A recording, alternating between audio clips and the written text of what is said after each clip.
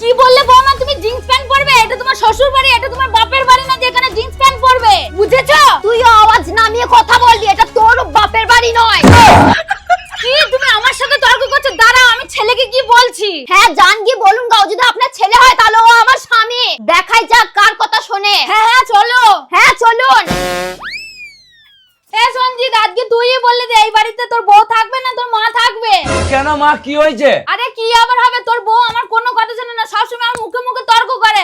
তোর সাথে আমি আর থাকতে পারবো না, আজকে তুই বিচার করেই দে, হয় এই বাড়িতে আমি থাকবো না হলে ও থাকবে। আরে মা, তুমি একই কথা বলছো। এই বাড়ি তো তোমার, তুমি থাকবে এই বাড়িতে। আর তুমি শোনো, ব্যাগপত্র গুছিয়ে নাও, দিয়ে বেরিয়ে যাও এই বাড়ি থেকে। ঠিক আছে আমি চলে যাচ্ছি, তাহলে বিয়ের সময় যে আমি 25 লাখ টাকার 50 ভরি সোনা, একটা খাট, আলমারি, শোকেস আর একটা 4 চাকা গাড়ি দিয়েছিলাম, সেগুলো সব ফেরত দাও, আমি চলে যাচ্ছি।